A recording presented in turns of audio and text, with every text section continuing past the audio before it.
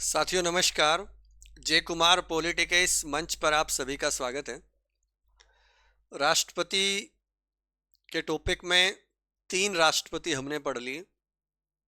Doctor Rajendra Prasad, Sarvepalli Radhakrishnan और doctor Zakir Hussain. कोशिश थी कि 2 लेक्चर में पूरे राष्ट्रपति को पूरा करेंगे। अब चूंकि पिछला लेक्चर लगभग 1 घंटे से ऊपर हो गया तो फिर हमने उसको 3 राष्ट्रपति पर ही रोक दिया था। चर्चा चल रही थी हमारी जाकिर हुसैन की डेथ के बाद जो स्थिति उत्पन्न हुई उस पर। देखो उस समय क्या हुआ कि जाकिर हुसैन जी की मृत्यु हुई। वीवी गिरी उस समय उपराष्ट्रपति थे जिनको कार्यवाहक राष्ट्रपति बना दिया गया। अब चूंकि राष्ट्रपति चुनाव होने थे तो वीवी गिरी को भी चुनाव लड़ना था। अब उनको त्यागपत्र देना था। तो ऐसी स्थिति उत्पन्न हुई कि त्यागपत्र किसको दे और किस पद से दे। देखो हमने देख रखा है या हमने पढ़ रखा है कि राष्ट्रपति अपना त्यागपत्र उपराष्ट्रपति को देते हैं, उपराष्ट्रपति अपना त्यागपत्र राष्ट्रपति को देते हैं। तो वो अपने मूल पद से अगर उपराष्ट्रपति से इस्तीफा देते हैं तो राष्ट्रपति के पद पर कोई नहीं है, और राष्ट्रपति के पद से इस्तीफा देते हैं तो उपराष्ट्रपति के पद पर कोई नहीं है। असमंजस की स्थिति बनी और उसके बाद महान्यायवादी से परामर्श लिया गया और 20 जुलाई 1969 को कार्यवाहक राष्ट्रपति जो वीवी गिरी थे उन्होंने अपना त्यागपत्र दिया। वैसे कह सकते हैं कि अपने मूल पद उपराष्ट्रपति से उन्होंने त्यागपत्र दिया, क्योंकि उन्होंने त्यागपत्र राष्ट्रपति को संबोधित किया था। जो रिजाइन लिखा उसमें उन्होंने वो राष्ट्रपति को लिखा था और महान्यायवादी से संपर्क किया, परामर्श लिया, तो यही निष्कर्ष निकला कि आप अपने मूल पद का उल्लेख मत करो, आप राष्ट्रपति को संबोधित करते हुए त्यागपत्र लिखो। और उन्होंने वो त्यागपत्र राष्ट्रपति सचिवालय को भेज दिया था।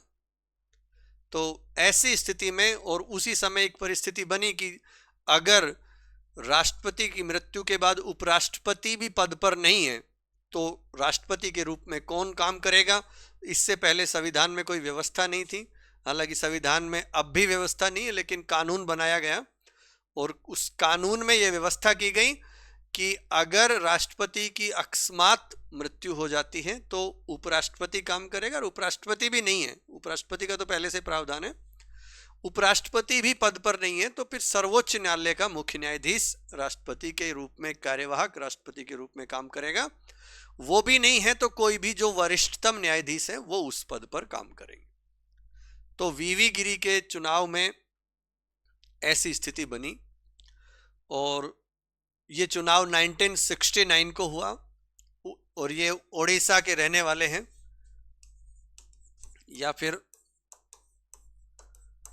ये कहें कि इनका संबंध ओडिशा राज्य से है। पूरे 5 साल इन्होंने काम किया है।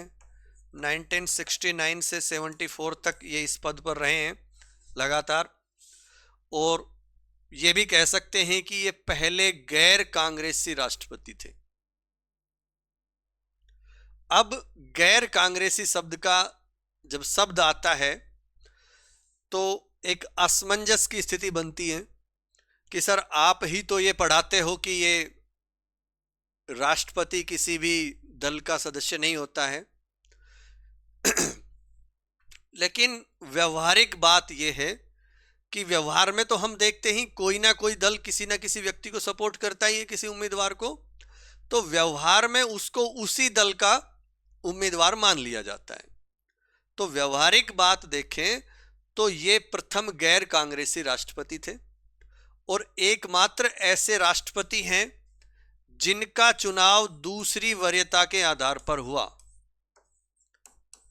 और ये वरीयता वाला सिस्टम किसी को भी समझना है, राष्ट्रपति चुनाव को बहुत सरल शब्दों में समझना है तो वो हमारे ही इस चैनल पे आपको मिल जाएगा। हालांकि बहुत जगह मिल जाएगा, जहां से आप पढ़ो वो अच्छी बात है, लेकिन बिल्कुल एकदम सरल शब्दों में अक्सर मैं देखता हूं कि राष्ट्रपति का चुनाव सभी बच्चों के समझ में नहीं आता है। बस वो लड़ लेते हैं, रट लेते हैं, और या फिर बस एक लाइन रट ली कि दूसरी वरीयता के आधार पे हुआ, किसका हुआ, वीवी गिरी का। दूसरी वरीयता क्या होती है इसको विस्तार से समझा ही नहीं है। राष्ट्रपति चुनाव को समझने के लिए अलग से हमने राष्ट्रपति चुनाव के ऊपर वीडियो बनाया हुआ है, जिसमें अनुच्छेद 54 और 55 का विस्तार से उस पर चर्चा की गई है। वहां जाकर आप इसको देख सकते हो।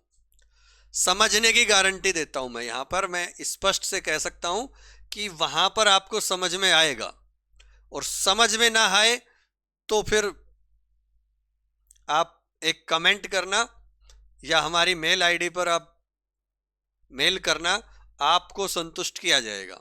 वैसे ऐसा है नहीं कि आपको समझ में नहीं आएगा, बहुत अच्छे से हमने उसको समझाया है। तो एक असमंजस की सी स्थिति बनती वहां पर, लेकिन हमने उसमें कहीं भी असमंजस छोड़ा नहीं है। तो जो दूसरी वरीयता को कैसे निकालते हैं वो बहुत आसान भाषा में वहां पर जिक्र किया है।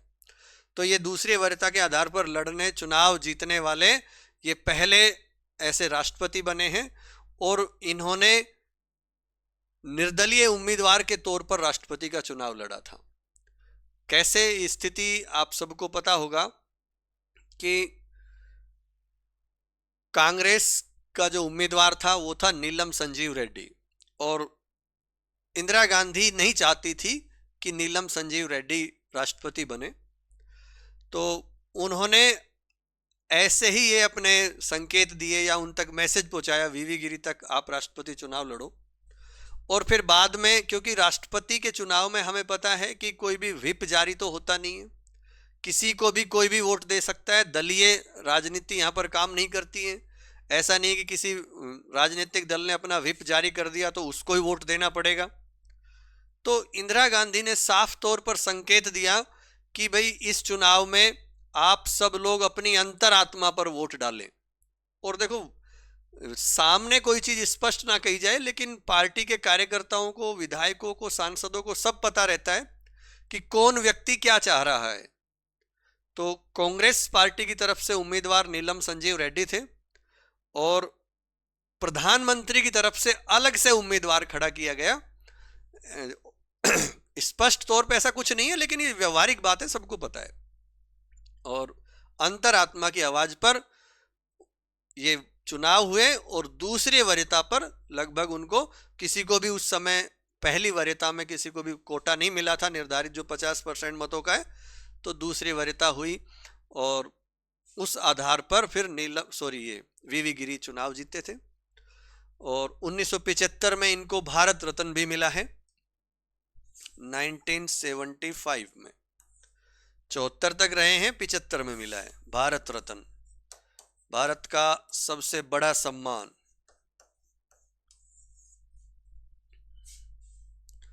तो ये 1975 की बात है। इनके बैकग्राउंड की चर्चा करें छोटी मोटी, तो ये है कि ये 1942 में all India trade union Congress के अध्यक्ष भी रह चुके हैं। आपने अभी कभी पढ़ा हो AITUC, all India trade union Congress, AITUC, इसके अध्यक्ष रह चुके हैं। ये प्रश्न भी एक दो बार आया हुआ है कि निम्न में से कौन व्यक्ति या कौन राष्ट्रपति एटक से या ऑल इंडिया ट्रेड यूनियन से जुड़े हुए रहे हैं या अध्यक्ष रहे हैं, ऐसे प्रश्न आए हुए भी हैं। और 1928 से और 29 में से नहीं, 28 और 29 में इसी एटक के जवाहरलाल नेहरू और सुभाष चंद्र बोस भी अध्यक्ष रह चुके हैं। ये जो 1928 में जवाहरलाल नेहरू और 1929 में सुभाष चंद्र बोस इसी एटक के यानी all India trade union Congress के अध्यक्ष वो रह चुके हैं। तो इस तरह के सवालों में जितना पढ़ते हैं उतने तथ्य निकल कर आते हैं।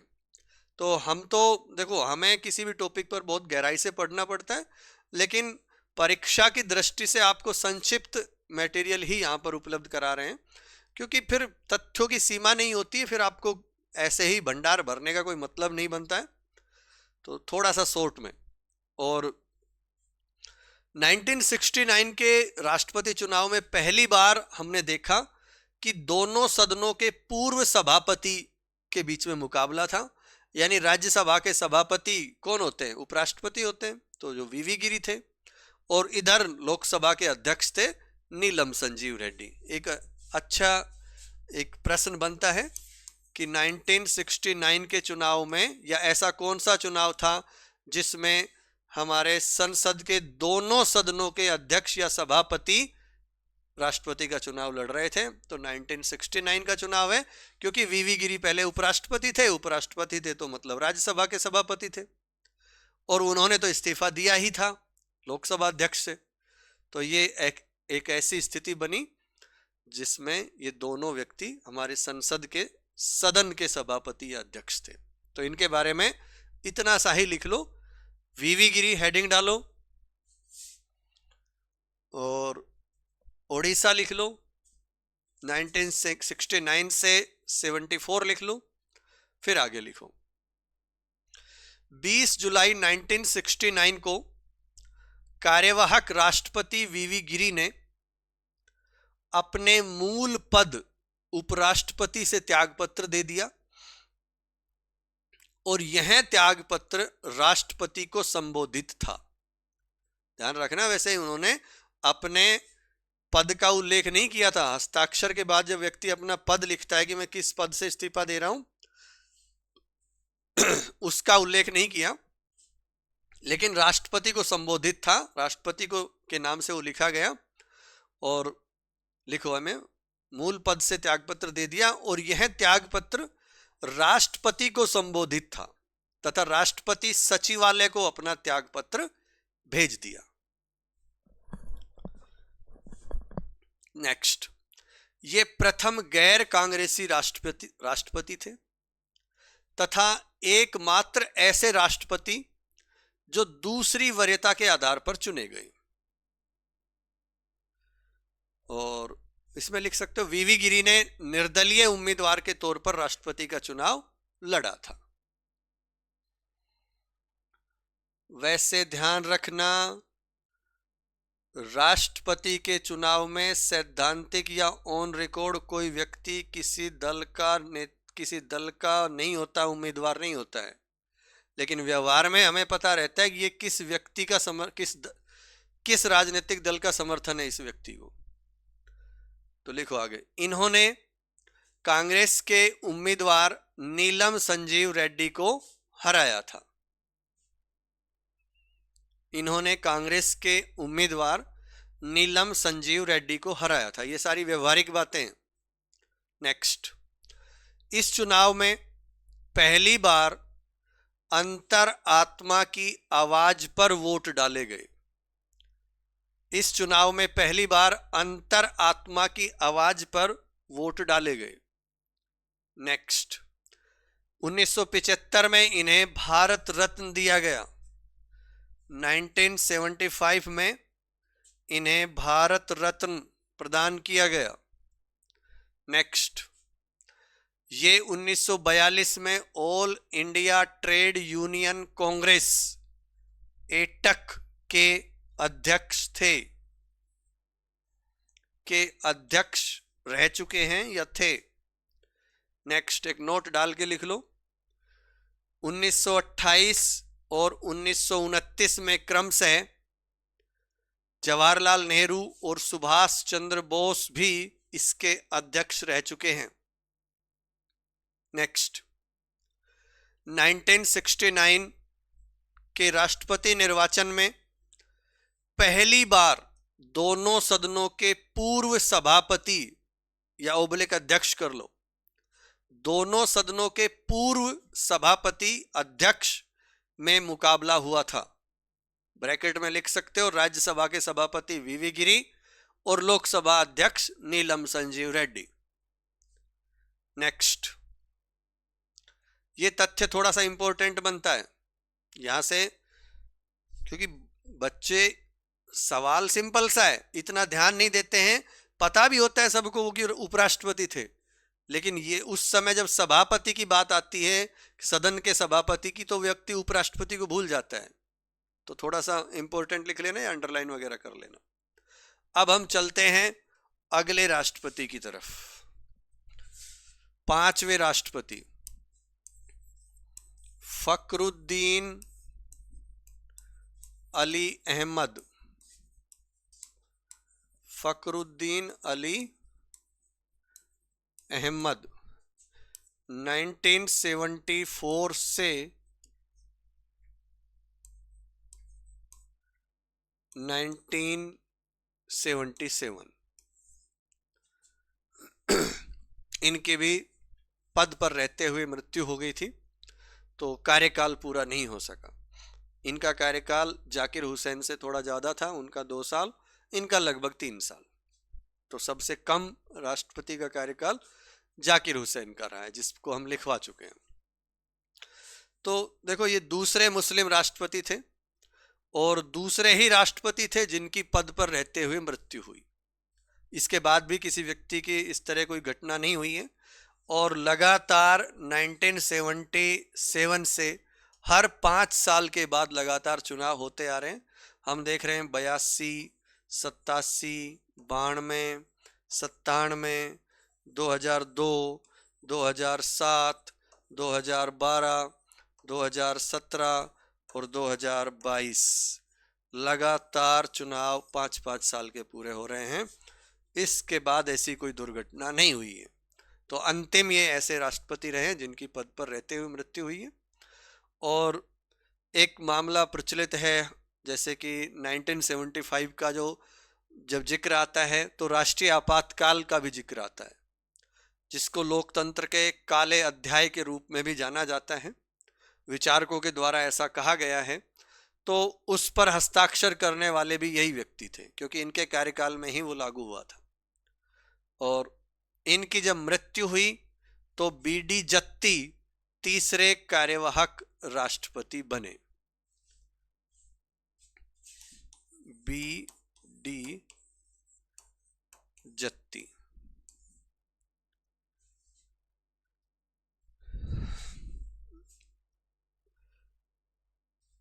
इनकी मृत्यु के बाद, उनकी मृत्यु के बाद वीवी गिरी बने। जाकिर हुसैन के बाद वीवी गिरी बने और फखरुद्दीन अली अहमद के बाद बीडी जत्ती बने। तो ये बस इतना ही लिख लो इसके बारे में। एक बार हेडिंग डाल लो, 5 नंबर लिख के फखरुद्दीन अली अहमद दिल्ली लिख लो, और फिर लिख लो 1974 से 1977 तक, और फिर आगे लिखना शुरू करो। दूसरे मुस्लिम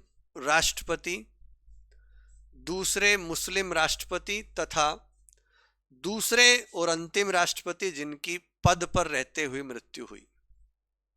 नेक्स्ट, इन्होंने ही 1975 के राष्ट्रीय आपातकाल पर हस्ताक्षर किए थे। नेक्स्ट, इनकी मृत्यु होने पर बीडी जत्ती कार्यवाहक राष्ट्रपति बने।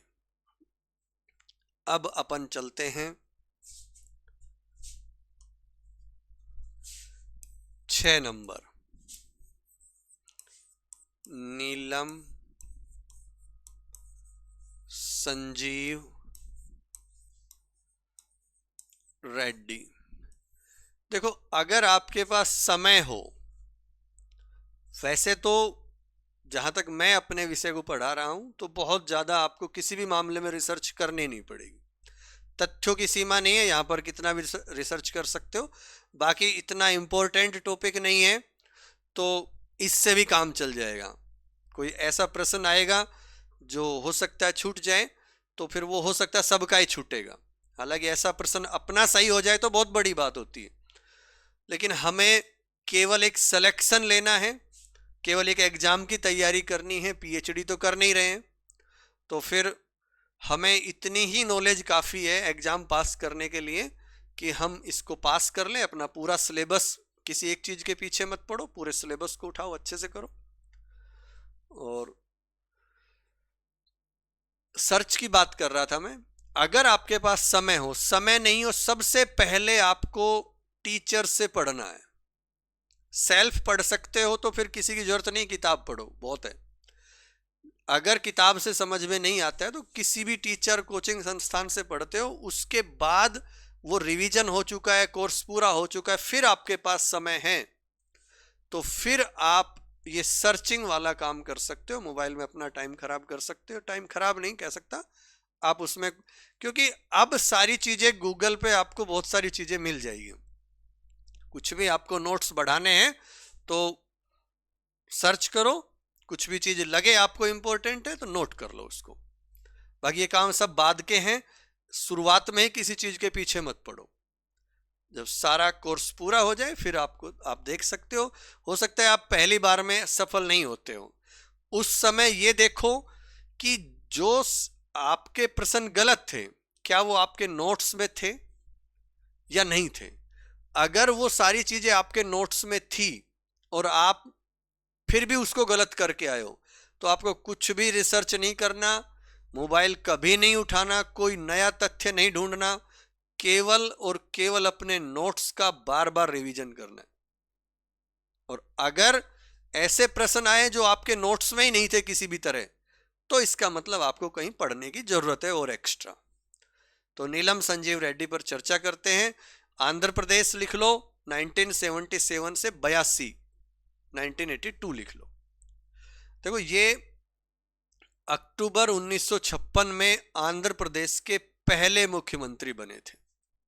इनका एक तथ्य तो ये है, आंध्र प्रदेश अक्टूबर 1956 क्या बने? मुख्यमंत्री। कहाँ के? आंध्र प्रदेश के। कौन से मुख्यमंत्री? पहले। तो अक्टूबर 1956 में आंध्र प्रदेश के पहले मुख्यमंत्री बने और ये 2 बार लोकसभा अध्यक्ष रह चुके हैं।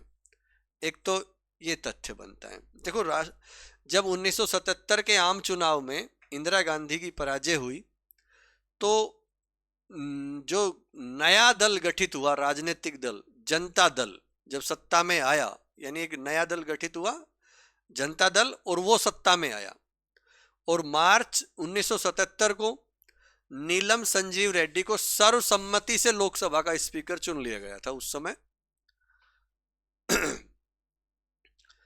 लोकसभा के स्पीकर की बात कर रहा हूं मैं, राष्ट्रपति की बात नहीं कर रहा हूं।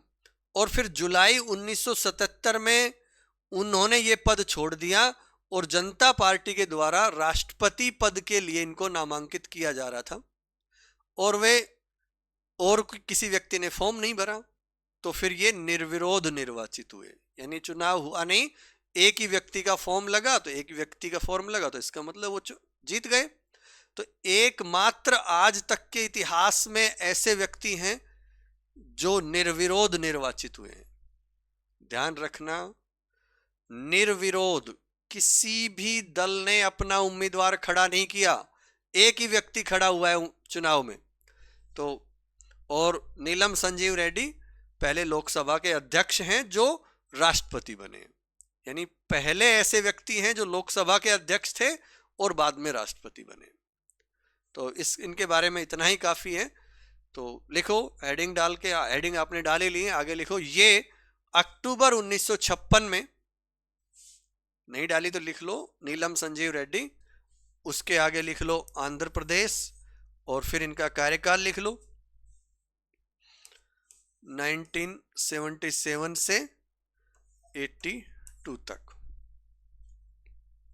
लिखो ये अक्टूबर 1956 में आंध्र प्रदेश के पहले मुख्यमंत्री बने तथा 2 बार लोकसभा अध्यक्ष रह चुके हैं। नेक्स्ट, ये एकमात्र राष्ट्रपति थे जो निर्विरोध निर्वाचित हुए। नेक्स्ट, नीलम संजीव रेड्डी पहले लोकसभा अध्यक्ष हैं, पहले या प्रथम लोकसभा अध्यक्ष हैं जो राष्ट्रपति बने। प्रथम की बात है यहां पर। चलो अगला आगे राष्ट्रपति पर चर्चा करते हैं।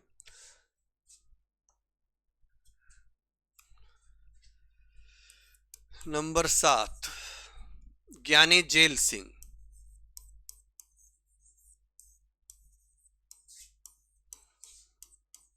इंदिरा गांधी के काफी करीबी व्यक्ति, राजीव गांधी के काफी दूर व्यक्ति,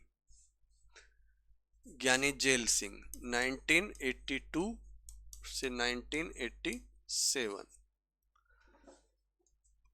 काफी मतभेद रहे इनके राजीव गांधी से। तो एक तो तथ्य ये बनता है कि ये पहले सिख राष्ट्रपति थे और इनके जो मुख्य प्रतिद्वंदी थे वो थे हंसराज खन्ना, पूर्व न्यायाधीश रहे हैं हंसराज खन्ना।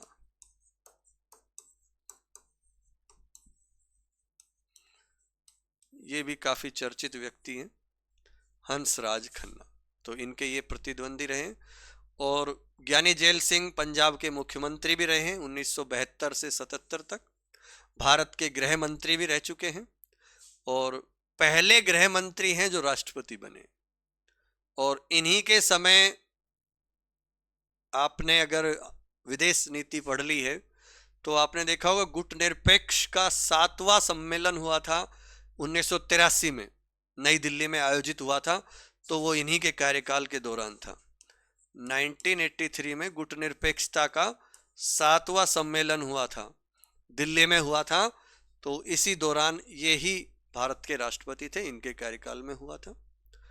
और 1985 में एक बहुत चर्चित कानून बना था, दल बदल अधिनियम आया था 52वें संविधान संशोधन के द्वारा, वो भी इनके कार्यकाल में हुआ था।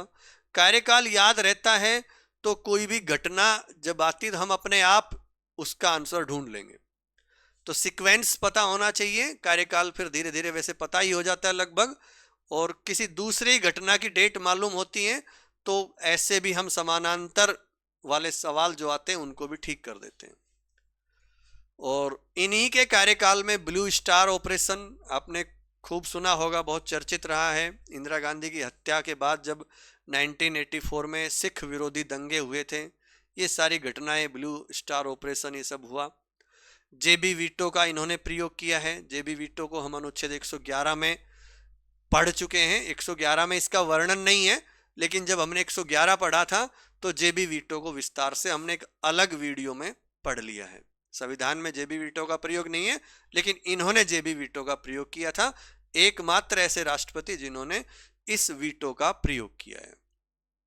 और एक विधेयक आया था 1986 में, भारतीय डाकघर विधेयक, राजीव गांधी की सरकार थी, उस पर इन्होंने जेबी वीटो का प्रयोग किया था। क्योंकि उस अधिनियम में, उस विधेयक में कुछ प्रावधान ऐसे थे जो प्रेस की स्वतंत्रता के विरुद्ध थे। और बाद में जब 1990 में वीपी सिंह सरकार सत्ता में आई तो उन्होंने फिर उस बिल को वापस लिया था।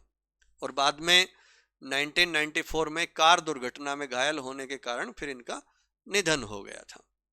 तो इनके बारे में हेडिंग डाल के लिखो, ज्ञानी जैल सिंह पंजाब 1982, ज्ञानी जैल सिंह पंजाब 1982 से 1987। नेक्स्ट लिखो, प्रथम सिख राष्ट्रपति, इनके मुख्य प्रतिद्वंदी सर्वोच्च न्यायालय के पूर्व न्यायाधीश, मुख्य न्यायाधीश नहीं थे, सॉरी, पूर्व न्यायाधीश हंसराज खन्ना थे, हंसराज खन्ना थे। नेक्स्ट, पंजाब के मुख्यमंत्री 1972 से 77 तथा भारत के गृह मंत्री रह चुके हैं और पहले गृह मंत्री हैं जो राष्ट्रपति बने हैं। नेक्स्ट, इनके समय गुटनिरपेक्षता का 7वां शिखर सम्मेलन 1983 में नई दिल्ली में आयोजित किया गया था। नेक्स्ट, 1985 में 52वें संविधान संशोधन द्वारा दल बदल संबंधी कानून बनाए गए थे। ये सिर्फ वैसे एक दो बड़ी घटनाएं हैं, मैं लिखवा रहा हूं, बाकी तो 5 साल के अंदर बहुत सारी घटनाएं होती है, तो आपको कार्यकाल याद होना चाहिए, वो सारी घटना आप वैसे रिलेट कर लोगे। नेक्स्ट, उनके कार्यकाल में operation blue star, Indira Gandhi की हत्या और 1984 के सिख विरोधी दंगे जैसी घटनाएं हुई। नेक्स्ट, जेबी वीटो का प्रयोग करने वाले एकमात्र राष्ट्रपति हैं। जेबी वीटो का प्रयोग करने वाले एकमात्र राष्ट्रपति हैं। नेक्स्ट, राजीव गांधी सरकार द्वारा पारित भारतीय डाकघर संशोधन विधेयक 1986 के मामले में इन्होंने जेबी वीटो का प्रयोग किया था। नेक्स्ट, इस विधेयक के कुछ प्रावधान प्रेस की स्वतंत्रता के विरुद्ध थे तथा बाद में 1990 में वीपी सिंह सरकार ने इस बिल को वापस लिया था। नेक्स्ट, वर्ष 1994 में 1994 में कार दुर्घटना में घायल होने के कारण उनका निधन हो गया। 4 5 4 पढ़ लिए हैं, एक दो और देख लेते हैं, एक और देख लेते हैं। 8 नंबर,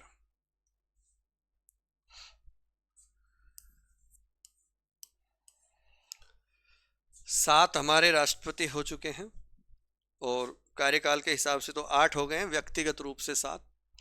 आर वेंकट रमन का खूब नाम सुना होगा आपने, रामास्वामी वेंकट रमन, तमिलनाडु के ही थे और 87 से 92 तक इनका कार्यकाल रहा है।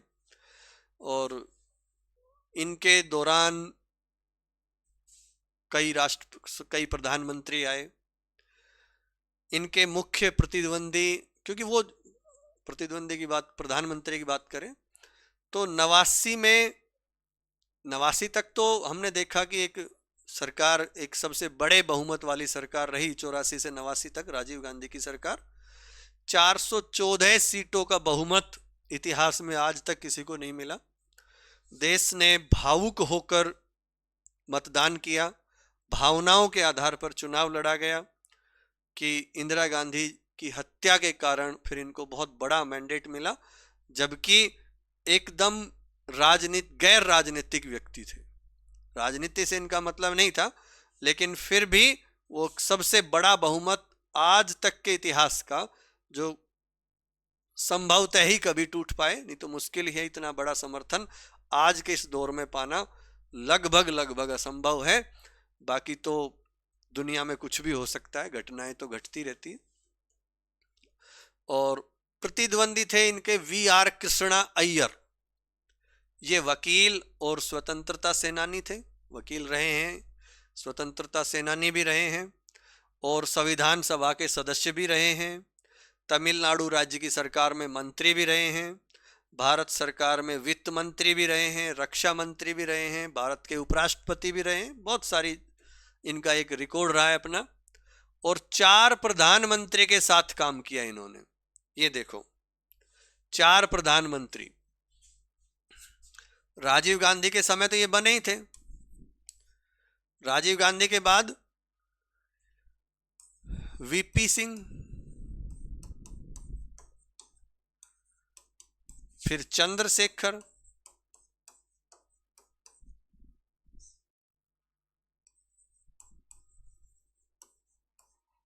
उसके बाद पीवी नरसिंह राव। इन चारों के साथ इन्होंने काम किया है।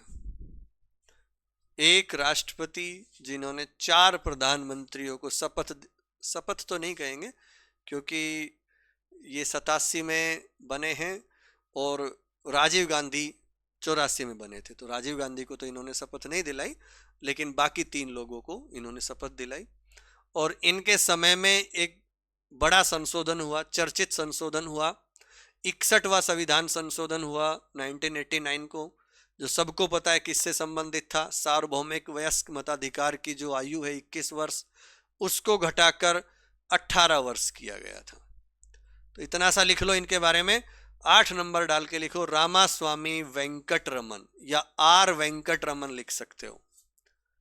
Ramaswamy Venkat Raman, are Venkat Raman.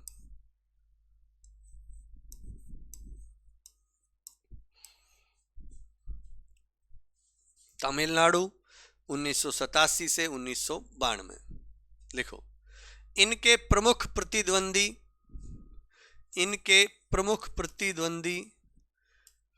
We are Krishna Iyer थे। नेक्स्ट, ये वकील और स्वतंत्रता सेनानी थे। नेक्स्ट, ये संविधान सभा के सदस्य, तमिलनाडु की राज्य सरकार में मंत्री, भारत सरकार में वित्त और रक्षा मंत्री तथा भारत के उपराष्ट्रपति रह चुके हैं। नेक्स्ट, इन्होंने 4 प्रधानमंत्रियों के साथ काम किया है, राजीव गांधी, वीपी सिंह, चंद्रशेखर और पीवी नरसिंह राव। नेक्स्ट, इनके समय 61वें संविधान संशोधन अधिनियम 1989 के द्वारा सार्वभौमिक वयस्क मताधिकार की आयु 21 वर्ष से घटाकर 18 वर्ष कर दी गई थी। एक और ले लेते हैं, लिख लो 9 नंबर, डॉक्टर शंकर दयाल शर्मा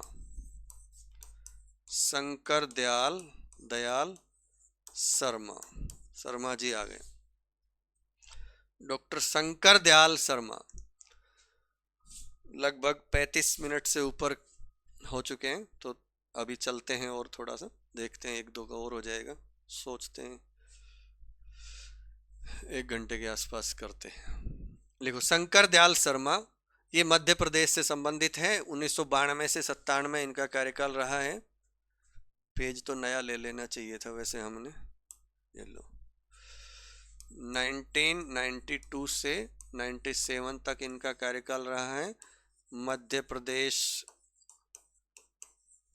से संबंधित हैं और इनका नाम इधर ही लिख देते हैं, डॉक्टर शंकर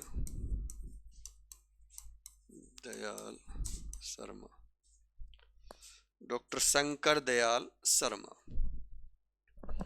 इनके जो प्रतिद्वंदी थे जिनको इन्होंने हराया था वो थे जॉर्ज गिलबर्ट स्वेल। नाम थोड़ा सा अटपटा है, जॉर्ज गिलबर्ट स्वेल, इनको इन्होंने हराया था। और ये इससे पहले मध्य प्रदेश के मुख्यमंत्री रहे हैं, महाराष्ट्र, पंजाब, आंध्र प्रदेश के राज्यपाल रह चुके हैं, भारत सरकार में मंत्री भी रहे हैं, कांग्रेस के अध्यक्ष भी रहे हैं और निर्विरोध उपराष्ट्रपति भी रह चुके हैं। और राजीव गांधी की जब हत्या हुई 1991 में, तो सोनिया गांधी के द्वारा इनको प्रधानमंत्री पद का भी ऑफर दिया गया था। बड़ी बात है एक, लेकिन स्वास्थ्य का हवाला देते हुए इन्होंने मना कर दिया था। नहीं तो देखो, देश का सबसे पावरफुल पद है हमारे यहाँ पर प्रधानमंत्री, और उसका ऑफर मिलने के बाद भी इन्होंने उस ऑफर को ठुकरा दिया था। जो 1989 में जो राजीव गांधी की हत्या हुई, 1991 में हत्या हुई है, उनका कार्यकाल समाप्त हो गया था। उसके बाद चुनाव चल रहे थे, बीच में 2 प्रधानमंत्री और आ गए थे, और जो 1991 में जो चुनाव चल रहे थे उस की बात है, उसमें इनकी हत्या हुई है राजीव गांधी की। तो तब सोनिया गांधी ने कहा था कि आप प्रधानमंत्री बन जाओ, लेकिन कुल मिला के इनको प्रधानमंत्री नहीं बनना था, इन्होंने मना कर दिया। और इनके कार्यकाल में 73वां 74वां संविधान संशोधन हुआ। एक बहुत ही चर्चित है 73वां और 74वां, आपको पता होगा, पंचायती राज और ये नगर पालिका से संबंधित है, जिनको आगे हमारे सिलेबस में है, विस्तार से पढ़ेंगे। फर्स्ट ग्रेड के सिलेबस का मुझे कंफर्म नहीं है, शायद एक बार देख लेंगे। बाकी एसएस वाले सब्जेक्ट उसमें तो फिर होगा ही, दोनों में से एक में तो है। तो अगर आपके काम का नहीं है, फर्स्ट ग्रेड में है तो आगे पढ़ेंगे, फर्स्ट पेपर में है तो आगे पढ़ेंगे, नहीं है तो जिक्र करना वैसे ही बेकार है। और इन्होंने भी 4 प्रधानमंत्रियों के साथ काम किया है, क्योंकि इनका कार्यकाल देखो 92 से 97 के बीच है। बीच में वही ऐसा संकट आया था, एक अस्थायित्व की स्थिति हुई थी, जब शंकर दयाल शर्मा 92 से 97 में रहे हैं। जबकि इससे पहले हमने जब अगर प्रधानमंत्री को देखे तो 91 में पीवी नरसिंह राव प्रधानमंत्री बने और 96 तक रहे। लेकिन फिर क्या हुआ, फिर अटल बिहारी वाजपेयी आए, 13 दिन की सरकार रही उनकी। HD देवगौड़ा आए, वो भी थोड़े से दिन रहे। इंद्र कुमार गुजराल आए, वो भी थोड़े से दिन रहे।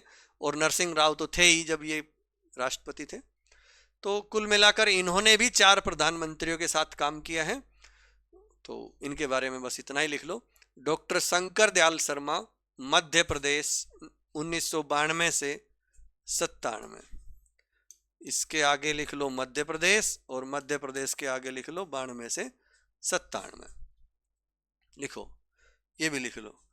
इनके मुख्य प्रतिद्वंदी जॉर्ज गिलबर्ट स्वेल थे।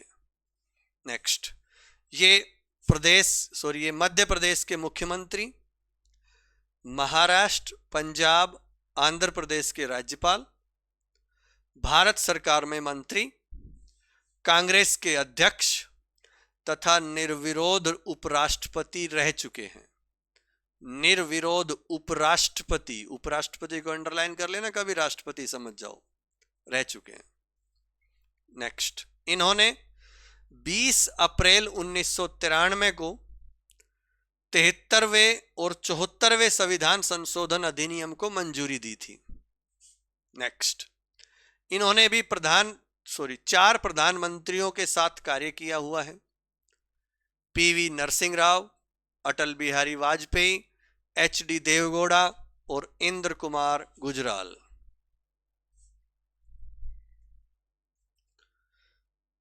एक लास्ट और ले लेते हैं, KR नारायणन। बस एक और 10 नंबर, KR नारायणन।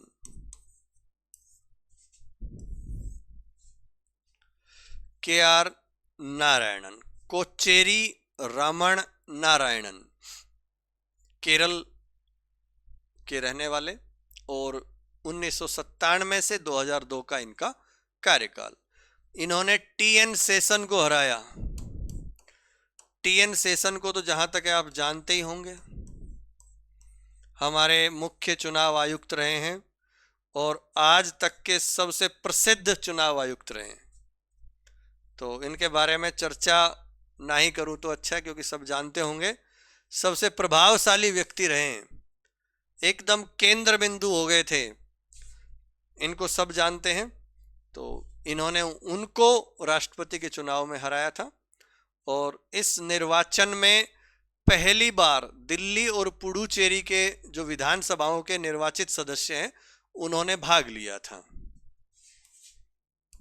दिल्ली, देखो हमें पता है कि इसमें इनके चुनाव में कौन कौन भाग लेते हैं भाई। लोकसभा के निर्वाचित सदस्य, राज्यसभा के निर्वाचित सदस्य और सभी राज्यों की विधानसभाओं के निर्वाचित सदस्य। और चूंकि दिल्ली और पुडुचेरी में विधानसभा है तो वहां के भी निर्वाचित सदस्य। तो प्रावधान 1995 में किया था, इनके चुनाव में फिर ये 1997 में जो चुनाव हुए उसमें फिर उन्होंने पहली बार वोट डाले। कुल मिलाकर वो शामिल हुए। प्रावधान तो 95 में कर दिया था, लेकिन चुनाव 97 में हुए। तो पहली बार दिल्ली और पुडुचेरी विधानसभाओं के जो निर्वाचित सदस्य थे उन्होंने राष्ट्रपति चुनाव में भाग लिया। और इसी चुनाव में जो 50 प्रस्तावक और अनुमोदक का प्रावधान है, इसी चुनाव में किया। और जमानत राशि बढ़ाकर 15,000 का भी प्रावधान इसी चुनाव में 1997 में किया था। और ये JNU के पूर्व कुलपति भी रहे हैं। JNU कितनी बड़ी संस्था है, उसके कुलपति रहे हैं। हालांकि जब हम बात ही राष्ट्रपति की कर रहे हैं तो वो भी अपने आप में साधारण व्यक्ति नहीं है, लेकिन JNU का कुलपति होना भी बहुत बड़ी बात है। तो JNU के कुलपति भी रह चुके हैं। और राजदूत के रूप में तो इनका कार्यकाल काफ़ी रहा है। जापान, यूनाइटेड किंगडम, थाईलैंड, तुर्की, चीन, अमेरिका, एक कई देशों में इस तरह से इन्होंने राजदूत के रूप में काम किया है। और ये पहले दलित राष्ट्रपति रहे हैं, पहले दलित राष्ट्रपति रहे हैं। और 2001 में अपने राजस्थान से संबंधित एक तथ्य है कि जो हमारी नई विधानसभा भवन है जो बना हुआ है इधर ज्योति नगर में, जो नया विधानसभा भवन है, इनका उद्घाटन इन्होंने किया 2001 में। और 6 दिसंबर 1992 की घटना क्या हुई थी शायद आप सबको पता होगा। ये बाबरी मस्जिद की घटना को इन्होंने, इन पर एक कमेंट किया था इन्होंने, जो कि बहुत ही प्रचलित है। इन्होंने कहा था कि महात्मा गांधी की हत्या के बाद भारत की सबसे बड़ी त्रासदी है ये। जो 6 दिसंबर 1992 की बाबरी मस्जिद की घटना थी, उन पर इन्होंने कमेंट किया कि महात्मा गांधी की हत्या के बाद भारत की सबसे बड़ी त्रासदी ये घटना है, बाबरी मस्जिद की घटना। और राष्ट्रपति के.आर. नारायणन के कार्यकाल को एक तरह से ये कह सकते हैं कि ये राष्ट्रपति की सक्रियता का काल था। सक्रियता मतलब इन्होंने विशेष भूमिका निभाई, अपने पद की शक्तियों का प्रयोग किया, जो कि अब तक किसी ने नहीं किया था, वो इन्होंने किया। क्योंकि इन्होंने 1997 में उत्तर प्रदेश और 1998 में बिहार राज्य में राष्ट्रपति शासन लगाने की जो इनके पास वो सिफारिश आई केंद्रीय मंत्रिमंडल की, उसको पुनर्विचार के लिए लौटा दिया। तो ऐसा करके एक तरह से राष्ट्रपति के पद की गरिमा को इन्होंने बढ़ाया और वहां पर वो राष्ट्रपति शासन लगने से बच गया। देखो, राष्ट्रपति शासन हम देखते हैं कि मुख्य रूप से केंद्र सरकार के हाथों में होती वास्तविक शक्तियां। राष्ट्रपति के नाम से लगता है, राष्ट्रपति घोषणा करते हैं, लेकिन केंद्रीय मंत्रिमंडल जब उनको सिफारिश कर देते हैं तो वो उनको करना पड़ता है। राष्ट्रपति के पास ये शक्ति है कि वो केंद्रीय मंत्रिमंडल की सिफारिश को, या मंत्री परिषद कह लो उसको, मंत्री परिषद की सिफारिश को, और कोई भी जो विधेयक आता है, साधारण विधेयक विशेषकर लोकसभा राज्यसभा से पास होकर आता है, दोनों मामले में उसको पुनर्विचार के लिए लौटाने की शक्ति होती है। तो इससे पहले पुनर्विचार के लिए मंत्री परिषद की सिफारिश को किसी भी राष्ट्रपति ने पुनर्विचार के लिए नहीं लौटाया था, इन्होंने लौटाया। इसलिए कहते हैं कि राष्ट्रपति के.आर. नारायणन का कार्यकाल राष्ट्रपति की सक्रियता का काल माना जाता है। तो इनके बारे में इतना ही काफी है। लिखो 10 नंबर, के.आर. नारायणन, कोचेरी रमण नारायणन, केरल, 1997 से 2002, 1997 से 2002। लिखो, इन्होंने टी.एन. शेषन को हराया था। नेक्स्ट, इस निर्वाचन में पहली बार दिल्ली और पुडुचेरी विधानसभाओं के निर्वाचित सदस्यों ने भाग लिया तथा इसी निर्वाचन में 50-50 प्रस्तावक और समर्थक और 15,000 जमानत राशि का प्रावधान किया गया। 15,000 जमानत राशि का प्रावधान किया गया। नेक्स्ट, ये जेएनयू के पूर्व कुलपति भी रह चुके हैं। नेक्स्ट, इन्होंने जापान, थोड़ा स्पीड से बोल रहा हूं, आपको रोक के लिखना पड़ेगा, वैसे भी आपको रोक के लिखना पड़ता है, तो थोड़ा सा टाइम एक्स्ट्रा हो रहा है, क्लोज करना है तो थोड़ा सा जल्दी लिखो। इन्होंने जापान, यूनाइटेड किंगडम, थाईलैंड, तुर्की, चीन और संयुक्त राज्य अमेरिका में राजदूत के रूप में कार्य किया है। नेक्स्ट, ये प्रथम दलित राष्ट्रपति हैं। नेक्स्ट, इन्होंने 2001 में राजस्थान के नए विधानसभा भवन का उद्घाटन किया।